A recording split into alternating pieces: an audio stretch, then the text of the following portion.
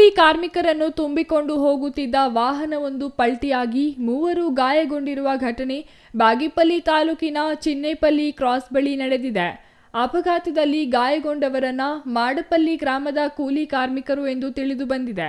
ಎಂದಿನಂತೆ ಮುಂಜಾನೆ ಸುಮಾರು 4:30 ವೇಳೆಗೆ ಮಾಡಪಲ್ಲಿಯಿಂದ ಟೆಂಪೋದಲ್ಲಿ ಆಚೇಪಲ್ಲಿ, ಮೊಟುಕಪಲ್ಲಿ, ಜಿಲಕರಪಲ್ಲಿ ಸೇರಿದಂತೆ ವಿವಿಧೆಡೆ ರೈತರ ಜಮೀನುಗಳಲ್ಲಿ ಕಳೆ ತೆಗೆಯುವುದು, ಬೆಳೆ ಕಟಾವು ಸೇರಿದಂತೆ ನಾನಾ ಕೃಷಿ ಚಟುವಟಿಕೆ ನಡೆಸಿ ಜೀವನ ನಡೆಸುವ ಕೂಲಿ ಕಾರ್ಮಿಕರು ಸೋಮವಾರವೂ ಜಿಲಕರಪಲ್ಲಿ ಸಮೀಪದ ರೈತರೊಬ್ಬರ ಜಮೀನಿನಲ್ಲಿ ಹಿಪ್ಪುನೇರಳೆ ಸೊಪ್ಪು ಕಟಾವು ಮಾಡಲೆಂದು 9 ಮಂದಿ ಟಾಟಾ ಏಸ್ನಲ್ಲಿ ಹೋಗಿದ್ದಾರೆ.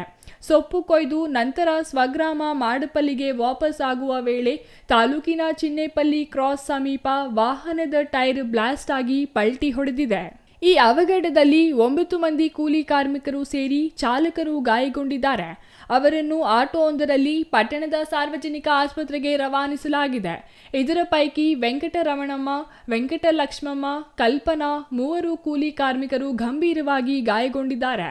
ಅವರನ್ನು ಹೆಚ್ಚಿನ ಚಿಕಿತ್ಸೆಗಾಗಿ ಜಿಲ್ಲಾಸ್ಪತ್ರೆ ಸೇರಿದಂತೆ ವಿವಿಧೆಡೆ ರವಾನಿಸಲಾಗಿದೆ.